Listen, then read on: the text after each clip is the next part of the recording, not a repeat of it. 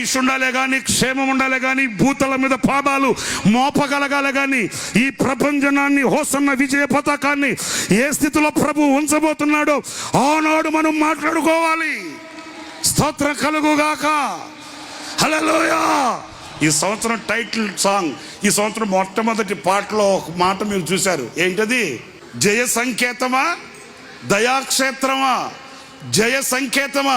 అసలు జయం అంటే ఏంటి చెప్పండి? హోసన్న. ఓ జయ సంకేతమా, హోసన్నా. దయాక్షేత్రమా,